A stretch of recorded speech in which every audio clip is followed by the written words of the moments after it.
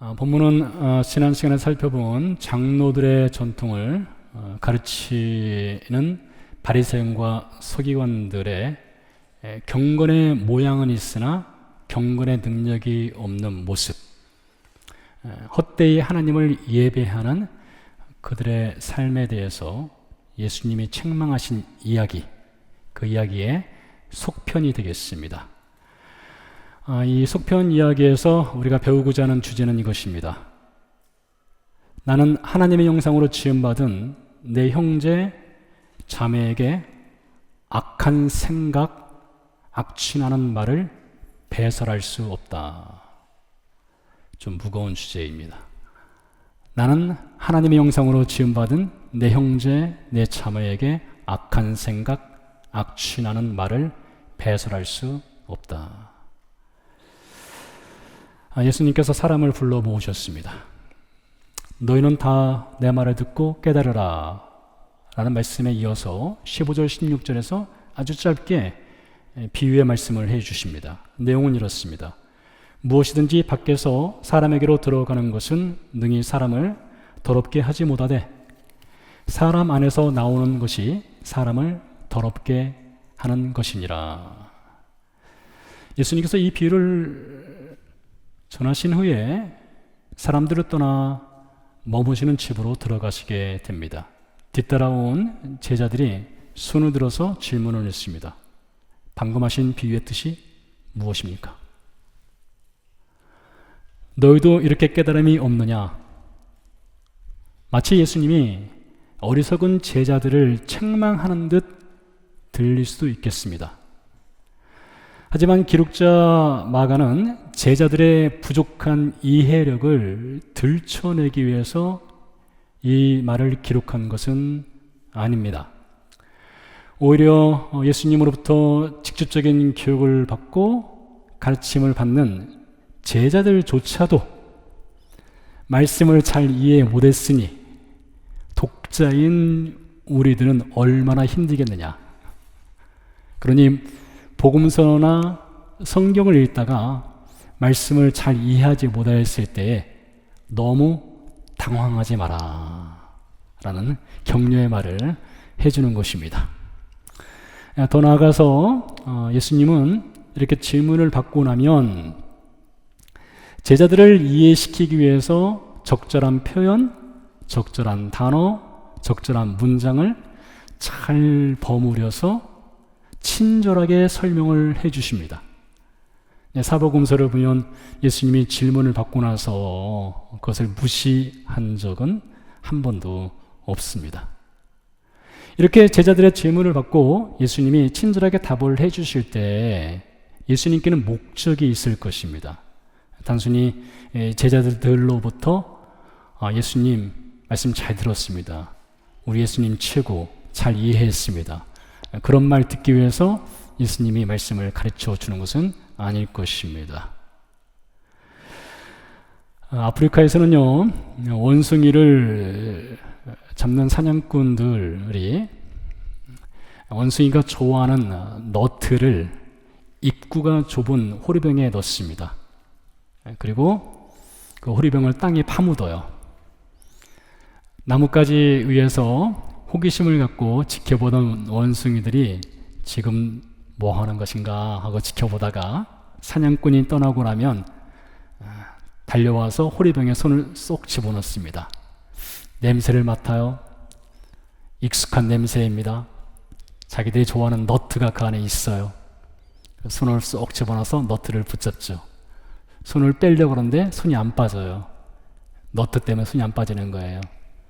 저기서 사냥꾼이 다가옵니다. 겁이 나죠. 무섭죠. 비명을 꽥 지릅니다. 다가오지 말라는 거예요. 근데 손은 빼지 않습니다. 너트가 먹고 싶거든요.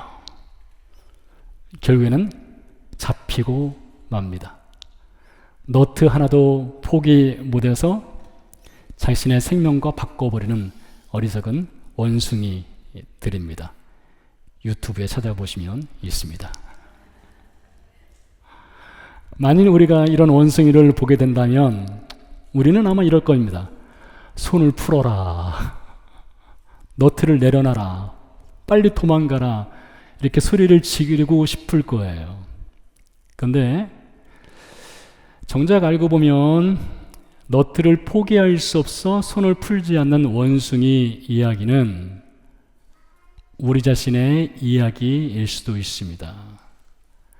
오늘 말씀에 비추어 본다면 우리 손에 들고 있는 너트는 악한 생각, 악한 말, 악취라는 말들일 수도 있어요. 여러분 말씀을 들으면서 내가 손에 쥐고 있는 너트가 무엇인지를 확인을 해보시기 바랍니다. 자, 오늘 예수님의 비유는 두 개의 부분으로 나눠서 해석을 할 수가 있습니다. 예수님이 해석을 해주시는데 첫 번째는 음식물을 배설하는 것에 대해서, 두 번째는 마음에서 배설되는 배설물에 대해서 예수님이 해석을 해줍니다. 첫 번째 해석부터 보도록 하지요. 18절 19절입니다. 예수께서 이르시되 너희도 이렇게 깨달음이 없느냐? 무엇이든지 밖에서 들어가는 것이 능히 사람을 더럽게 하지 못함을 알지 못하느냐? 이는 마음으로 들어가지 아니하고 배로 들어가 뒤로 나감이라. 이러므로 모든 음식물을 깨끗하다 하시니라. 비유의 첫 번째 해석은 이것입니다. 사람이 입으로 음식을 먹는다, 뒤로 배설한다. 간단하죠? 당연한 것 아니겠습니까? 여기에 예수님이 덧붙인 각주 설명을 본다면 입을 통해 배로 들어가서 뒤로 빠져나가는 것은 사람을 더럽게 할 수 없다는 것이죠.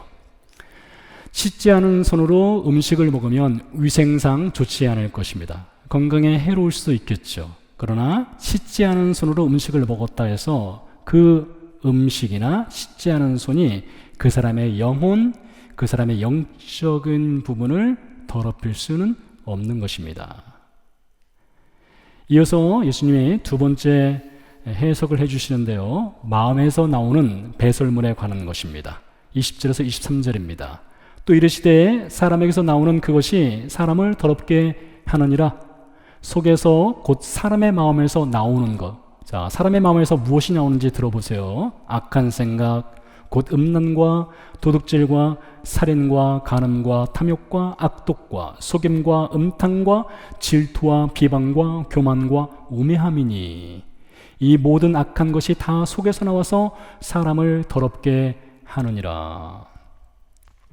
비유의 두 번째 해석에서 예수님은 사람의 마음속에 있는 악함이 입을 통해 배설될 때 사람을 더럽게 한다 말씀하셨습니다. 자, 입으로 들어가는 음식물이 위장에서 소화돼서 화장실 변기 밖으로 빠져나가는 것은 사람을 더럽히지 않습니다. 하지만 입으로 들어가서 위장으로 넘어갔던 위장에서 소화되던 음식이 다시 거꾸로 올라와서 식도로 타고 입 밖으로 토사물로 나오게 되면 더러움의 극치이지요. 저는 어릴 때 가끔 보았습니다. 저희 아버지께서 술 드시고 집에 오셔서 하시면 어머니의 손이 하늘 높이 올라갔다가 강한 스파이크로 아버지 등짝을 내려치고 아버지는 즉시 배설하시고, 어릴 때 강요당한 효 중에 하나가 그 배설물, 토사물을 치우는 것이기도 했었습니다. 정말 더럽죠. 자, 그런데 세상 모든 피조물이 입을 음식을 섭취하는 기관으로만 사용하지는 않습니다. 하나님이 창조하신 피조물 가운데는 입을 섭취하는 기관이 아니라 배설하는 기관으로 사용하는 피조물들이 있어요. 예를 들면 히드라, 해파리, 말미잘. 입으로 음식을 섭취하기도 하지만 입이 배설 기관이기도 합니다. 새 중에서는 올빼미, 그리고 여러 종류의 새들은 위에서 뼈나 깃털을 소화시킬 수 없어서 그것을 덩어리로 만들어 입으로 배설을 합니다. 하지만 사람은 그렇지 않죠? 사람에게는 섭취기관과 배설기관이 명확하게 구분이 되어 있습니다. 그런데 오늘 말씀해 보니까 마음에서 악한 생각이 생산되어 입으로 그 악한 말을 배설한다 하였습니다. 자, 이것은 하나님이 창조하신 이 창조의 질서를 허락도 받지 않고 사람이 마음대로 개조를 하는 심각한 죄인 것입니다. 입으로 배설하는 이 악함이 생산되는 곳을 예수님은 사람의 마음이라고 하셨습니다. 오늘 20절, 21절에서 마음에서 악한 생각이 생산된다 이렇게 말씀하시지요. 악한 생각의 공장인 사람의 마음에 대해서 성경에 찾아보니 마음이란 단어가 첫 번째로 등장하는 곳이 창세기 6장입니다. 이렇게 기록되어 있습니다. 사람이 그 마음으로 계획하는 것이 악하다. 항상 악하다. 창세기 8장에 또 마음이란 단어가 등장하는데 거기에 보니까 사람이 마음으로 계획하는 것이 어려서부터 악하다. 에레미야서 17장에 보니까 세상 모든 만물 중에서 가장 거짓되고 가장 부패한 것은 사람의 마음이다. 이렇게 말을 하고 있습니다. 그래서 이 마음이라고 하는 것이 악함을 생산해내는 공장과 같다는 거예요. 이 마음 공장에서 생산되는 악함의 생산품들이 있습니다. 그 종류도 매우 다양합니다. 오늘 20절, 21절에서 12종류의 생산품을 말해주고 있어요. 들어보세요.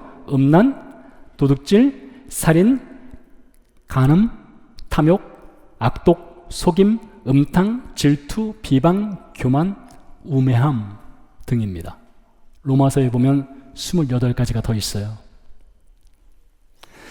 마음 공장은 악한 생각을 생산하고 이것이 마음의 식도를 타고 거꾸로 올라와서 입을 통해서 악취나는 말로 배설된다는 것입니다. 그것은 배설하는 사람과 그 말을 듣는 사람, 그 옆을 지나가는 사람, 우연히 지나가다 듣는 사람, 그 주변에 있는 사람, 모든 사람을 더럽히는 것입니다. 자, 여기서 우리는 예수님께서 우리에게 주신 복음의 은혜와 이 복음의 능력에 대해서 다시 한번 생각을 해볼 필요성이 있습니다. 여러분, 복음이 무엇입니까? 우리가 믿는 복음은 이것입니다. 하나님이신 예수님이 사람의 아들로 세상에 오셨습니다. 죄인들을 대신해서 십자가에서 죽으셨습니다. 3일 만에 다시 살아나셨습니다. 예수님의 십자가 죽음과 예수님의 부활을 통해서 예수님이 우리의 죄를 가져가시고 우리에게는 하나님의 의로움을 주셨습니다. 그래서 예수 그리스도를 믿는 사람에게는 하나님의 자녀가 되는 권세, 하나님의 백성으로 살아가는 권세, 하나님 나라의 시민권을 주셨습니다. 천국에 들어가는 값없는 은혜를 준 것이 예수 그리스도의 복음이고 복음의 은혜, 능력인 것입니다. 따라서 이 복음이라고 하는 것은 우리가 죽어서 천국으로 가는 보장을 해주는 보장보험과 같다라고 할 수가 있어요. 자, 그렇다고 해서 이 복음이라고 하는 것이 단순히 우리를 천국으로 인도하는 보장보험이냐? 그렇지는 않습니다. 우리가 보험을 드는 여러 이유가 있지 않습니까? 여러 이유들 중에는 지금 당장 오늘 어려움을 당했을 때에 도움을 받기 위해서 보험을 드는 것입니다. 그와 같이 복음이라고 하는 것은 먼 장래 혹은 가까운 장래에 천국 가는 보장만 해주는 것이 아니라 오늘, 지금, 현재, 당장, 즉시 나의 삶을 흔들고 나의 삶과 충돌을 일으켜서 지금 하나님의 백성으로, 지금 하나님의 자녀로, 지금 하나님의 믿는 신자로 살아갈 수 있는 용기를 주고 도전을 주는 것이 복음의 은혜이고 복음의 능력인 것입니다. 그런 여러분, 매주마다 이렇게 예배당에 나와서 말씀을 들을 때에 우리가 하나님 말씀을 듣는다는 것은 매우 불편하고 도전이 되는 것입니다. 사실 강단에서 울려 퍼지는 메시지가 그리 귀에 즐거운 메시지는 아닌 것이에요. 그래서 이 복음이라고 하는 것은요, 우리 마음 공장에서 지금 무엇이 생산되고 있는지, 우리 입을 통해서 어떤 말이 나오고 있는지를 돌아볼 수 있는 자기 점검을 할 수 있도록 도와주는 것이 이 복음의 은혜인 것이에요. 또 그것을 요구합니다. 오늘 제자들이요, 입으로 들어가는 음식은 뒤로 나가기 때문에 사람을 더럽게 할 수 없다. 하지만 사람의 마음 공장에서 생산되는 악한 생각은 입으로 악취나는 말로 배설이 되고, 그 악취나는 말은 자신을 더럽게 하고 듣는 사람을 더럽게 하고 그 주변에 있는 사람들을 더럽게 한다는 말씀을 들었습니다. 그러니 여러분, 그 제자들이 어떤 생각을 하겠습니까? 예수님의 말씀을 들었을 때 자기 점검의 시간을 갖게 되겠죠. 자기를 돌아보는 시간을 갖게 되겠죠. 우리도 그렇지 않습니까? 우리가 이런 말씀을 들을 때 내 안에선 지금 어떤 악한 생각의 공장이 돌아가고 있는지를 자기 점검과 자기 생각을 하게 되는 것이죠. 자, 그런데요, 이 악한 생각을 생산해내는 마음 공장에 관한 이야기는 오늘 제자들만이 들어서는 안 되는 이야기입니다. 사실 이 이야기를 들어야 될 사람들, 그 사람들 가운데는 이 바리새인과 서기관들이 있습니다. 그들도 출석 도장 찍고 예수님 앞에 앉아서 마음에서 생산되는 악한 공장, 악한 생각에 대해서 그들도 들었어야 했습니다. 안타깝게도 오늘 이 자리에는 그들이 있지는 않았습니다. 하지만 예수님께서 바리새인과 서기관들의 그 악한 마음, 공장에 대해서 자주 들춰내는 장면을 사복음서에서 얼마든지 찾아볼 수 있습니다. 우리가 지난 시간에 살펴본 마가복음 7장 1절에서 13절 말씀에서도 예수님께서 직접적으로 말씀하시죠. 너희 외식하는 자들아, 하나님을 헛되이 경배하는 자들아 라고 말씀하지 않습니까? 자, 그러다 보니까 예수님께서 이 바리새인과 서기관들에서 아주 직설적으로 그들을 책망하고 그들의 잘못을 지적하는 것들이 사복음서에 자주 등장하다 보니까 사람들은, 혹 우리들은 이렇게 생각할 수 있어요. 바리새인과 서기관들의 말이나 그들의 외식하는 삶, 하나님을 헛되이 경배하는 삶을 보니 어쩌면 예수님께서 그들은 이미 포기했다. 예수님께서 이미 그들은 버리신 인생이다. 이렇게 혹 생각할 수도 있습니다. 전혀 그렇지 않습니다. 전혀 그렇지 않아요. 여러분 잘 들어보세요. 예수님은요, 사람을 포기하는 분이 아닙니다. 사람에 대해서 희망을 내려놓는 분이 아니에요. 사복음서 마태복음 1장 1절부터 요한복음 21장까지 읽어보세요. 그 어떤 경우에도 예수님 만난 사람, 그 사람을 예수님이 한 번도 그 누구도 포기한 적이 없습니다. 비록 그들이 예수님을 대적하는 바리새인과 서기관일지라도 예수님 포기하지 않습니다. 그 예를 한번 볼까요? 누가복음 15장에 보게 되면 유명한 세 가지 비유가 있습니다. 잃어버린 것에 관한 비유죠. 첫 번째 비유는 100마리 양 중에서 한 마리 잃어버린 양에 관한 것이고, 두 번째 비유는 10개의 드라크마 동전 중에서 한 개의 동전을 잃어버린 비유이고, 세 번째 비유는 그 유명한 둘째 아들 탕자의 비유입니다. 기록자 누가는 이 세 가지 비유를 듣는 대상에 대해서 누가복음 15장 1절 2절에서 우리에게 이렇게 증언하고 있습니다. 들어보세요. 모든 세리와 죄인들이 말씀을 들으러 가까이 나오니, 자, 첫 번째 대상이 누구입니까? 이 비유를 듣는 대상은 세리와 죄인들입니다. 자, 이어서 2절 말씀해 보니까 바리새인과 서기관들이 수근거려 이르되 이 사람이 죄인을 영접하고 음식을 같이 먹는다 하더라 했습니다. 그러니까 그 자리에 한편에는 죄인과 세리들이 있고 다른 한편에는 바리새인과 서기관들이 같이 있는 거예요. 그들을 앞에 놓고 예수님이 주신 비유가 잃어버린 양 비유, 잃어버린 동전 비유, 그리고 탕자의 비유인 것입니다. 그 중에서 세 번째 비유에서 보면 두 아들이 등장하죠. 첫 번째 아들과 두 번째 아들이 등장합니다. 둘째 아들이. 그 중에서 이 첫째 아들을 보면 아버지의 말에 절대적으로 순종했습니다. 섬겼습니다. 아버지 말씀에서 한치의 벗어남도 없었어요. 법을 지켰습니다. 순종했습니다. 그는 모범생 아들이었어요. 세상 어머니들이 원하는 아들의 상이라고 할 수도 있겠죠. 그래야만 아버지의 아들로 인정받는 줄 알고 있었습니다. 여러분, 이 큰아들이 누구를 말하고 있을까요? 지금 바리새인과 서기관들, 죄인과 세리들 중에 이 큰아들은 누구와 연관된, 누구를 상징하는 아들일까요? 아시죠? 예, 바리새인과 서기관들을 말하는 거예요. 바리새인과 서기관들이 그렇게 열심으로 섬기고 순종하고 법을 지켜 살았습니다.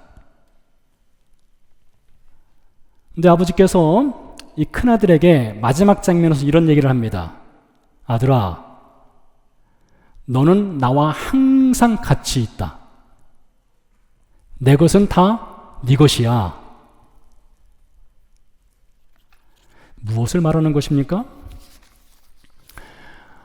너희 바리새인과 서기관들아, 너희는 지금 외식하고 있다. 너희는 지금 하나님을 헛되이 경배하고 있다. 너희 마음 공장에서는 악한 생각을 쉼없이 생산해내고 너희 입을 통해서는 악취나는 말을 쏟아내고 있다. 너희는 사람을 더럽히고 있다. 하지만 나는 너희를 결코 포기할 수 없다. 왜요? 아버지가 큰아들에게 한 얘기입니다. 내 것은 다 네 것이야. 달리 말하면 너희는 내 아들이니까. 나는 너희의 아버지니까. 나는 너희를 포기하지 않을 거야. 이 말인 거예요. 성경을 읽다 보면 우리에게 감동을 주는 말씀들이 있습니다. 저 개인적으로 성경을 읽다가 제 자신을 전율케 하는 성경 한 부분이 있습니다. 그 말씀은 사도행전 15장 5절 말씀입니다. 이런 내용이 그 안에 기록되어 있습니다. 사도행전 15장 5절 말씀에 보면 바리새파 중에 예수님을 대적하고 경건의 외식이 있었던 바리새파 중에 어떤 믿는 사람들이란 표현이 있어요. 그들이 누구입니까? 예루살렘 교회 신자들이에요. 몇 년 전만 하더라도 그들은 예수님을 대적했습니다. 예수님이 장로들의 전통을 지키지 않는다고 해서 그를 십자가에 못 박았던 사람들입니다. 하지만 나는 너희를 결코 포기할 수 없다 라는 하나님의 사랑의 열심과 예수님의 십자가의 사랑의 열심이 바리새인과 서기관들을 구원의 자리로 불러내는 것입니다. 그뿐만 아니죠. 한때 골수 바리새파 사람이었던 바울, 그가 디모데전서 1장에서 이런 말을 합니다. 나는 비방자였습니다. 나는 박해자였습니다. 나는 폭행자였습니다. 나는 죄인 중에 괴수였습니다. 그러나 하나님의 은혜는 차고 넘쳤습니다. 이렇게 말을 합니다. 그러니 여러분, 하나님은 사람을 포기하는 분이 아닌 것이에요. 유대 경전 중에 탈무드 있습니다. 여러분 탈무드 아시죠? 탈무드에 보면 하나님이 사람을 창조한 이야기가 기록되어 있습니다. 그 이야기는 이렇습니다. 어느 날 하나님이 천사들을 불러 모았습니다. 그리고 하나님께서 세상을 창조할 때에 사람이란 존재를 창조할 것이란 이야기를 들려줍니다. 그리고 내가 창조할 사람은 앞으로 장래에 이렇게 나라에게 불순종할 것이고 나를 반역할 것이고 나를 대적할 것이야 라는 프리젠테이션을 하게 됩니다. 그 프리젠테이션을 들은 천사들이 뭐라고 했을까요? 아니 하나님, 이렇게 문제투성이인 인생, 하나님을 대적하는 인생을 왜 창조하려 하십니까? 라고 말하면서 손을 들어서 안 됩니다. 사람 창조를 반대를 합니다. 자, 그러자 하나님께서 같은 회의를 3번 연거푸 여십니다. 똑같은 얘기를 하시는 거예요. 사람을 창조할 것이다. 이 사람은 나를 반역할 것이다. 불순종할 것이다. 나를 대적할 것이다. 하나님 안 됩니다. 나는 창조할 것이다. 왜 하나님께서 3번이나 같은 회의를 여셨을까요? 내 뜻은 이미 정해져 있다는 것입니다. 너희가 무엇을 말해도 꺾을 수 없다는 거예요. 결국에는 천사들이 하나님의 뜻을 꺾지 못합니다. 하나님은 사람을 창조하게 되지요.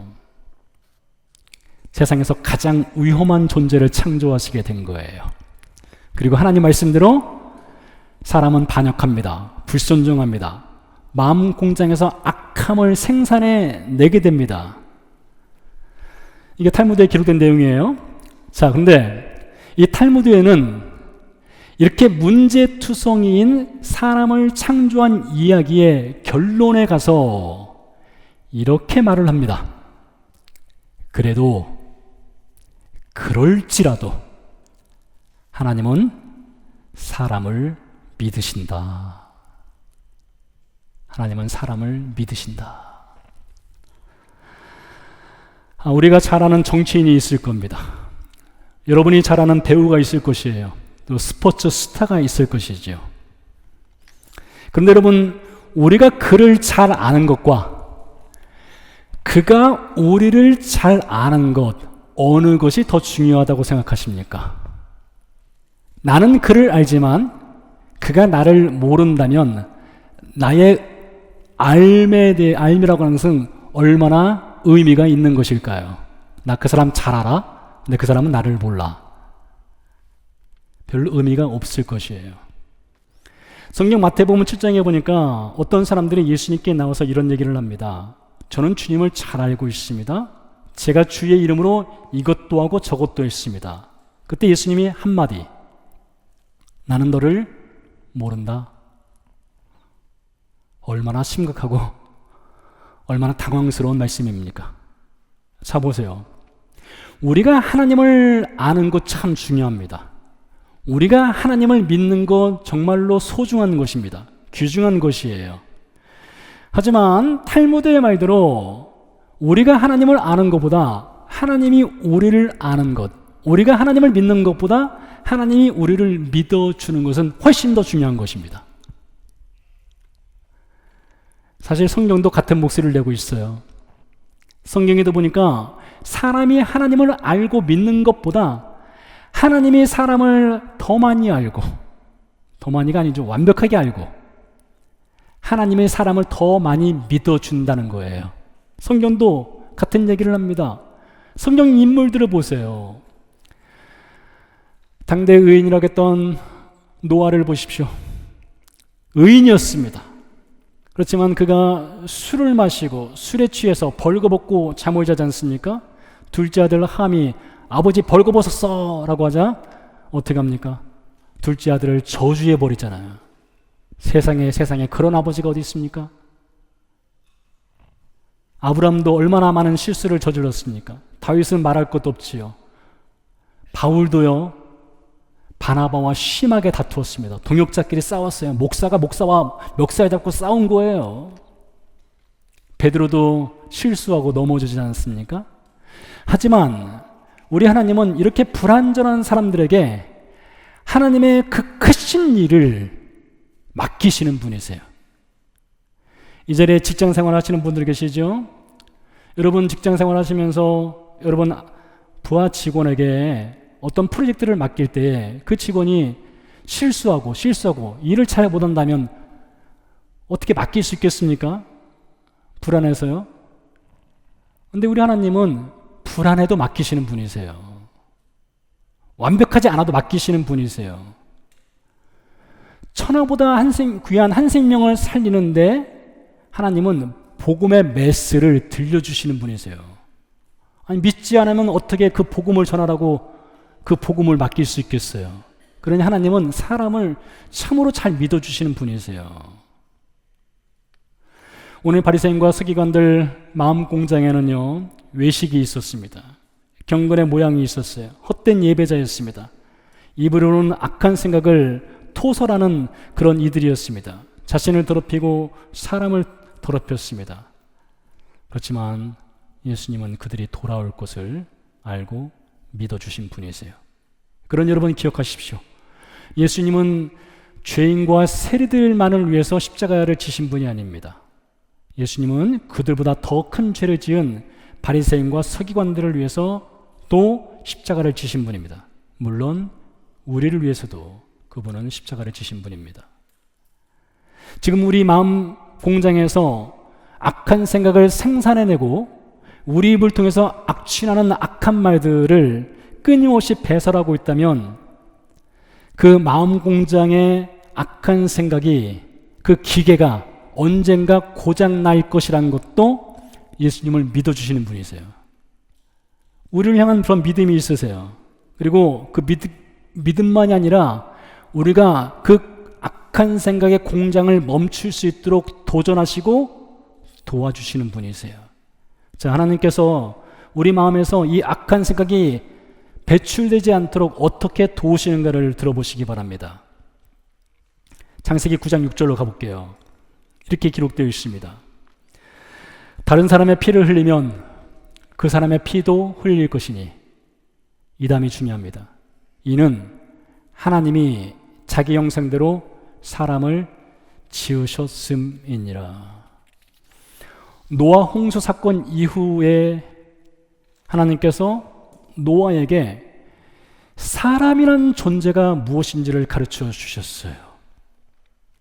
노아에게 말씀하셨어요.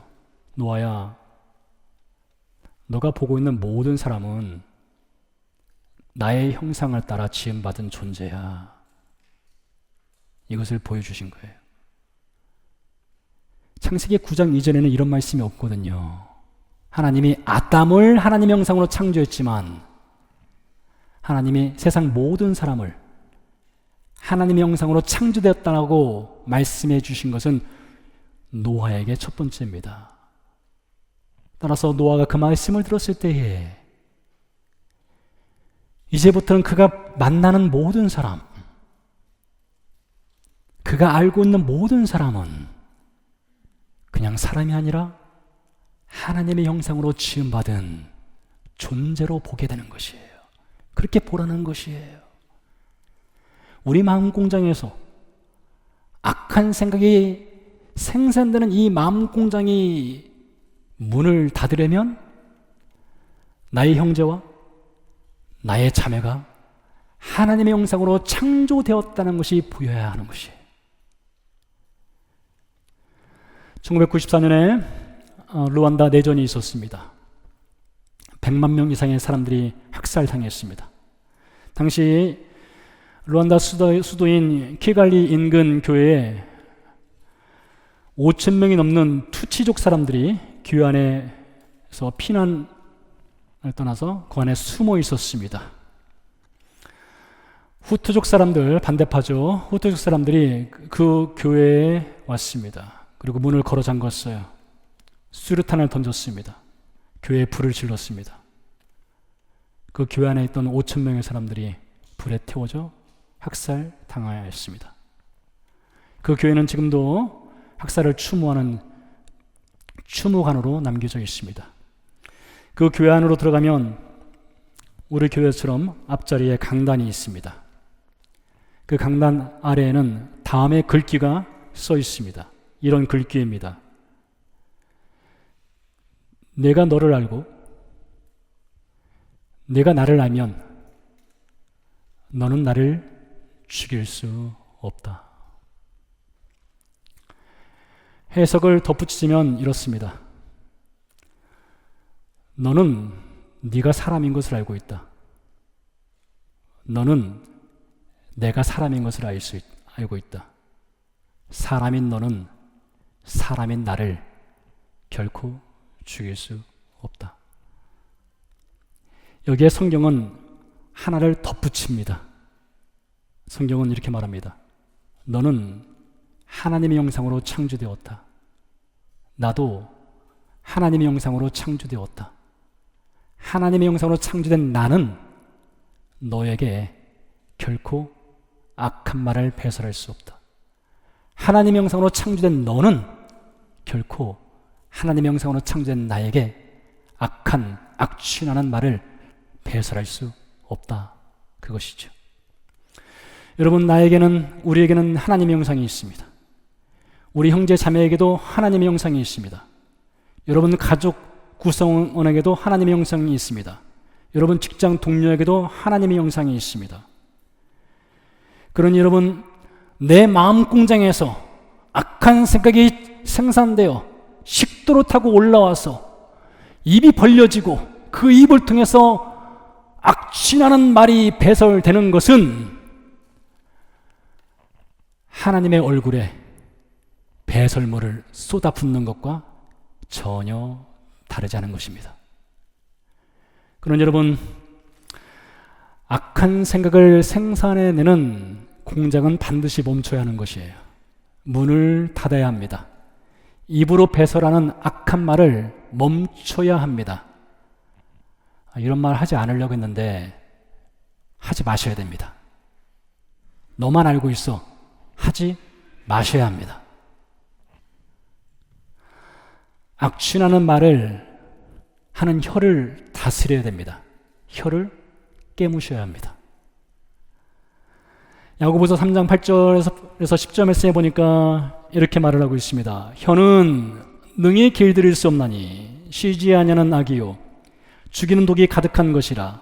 이것으로 우리가 주 아버지를 찬송하고 또 이것으로 하나님의 형상대로 지음을 받은 사람을 저주하나니 한 입에서 찬송과 저주가 나오노다. 내 형제들아, 이것이 마땅하지 아니하니라. 나는 하나님의 형상으로 지음받은 내 형제에게, 내 자매에게 결코 악취나는 악한 생각의 말을 배설할 수 없습니다. 함께 기도하도록 하겠습니다.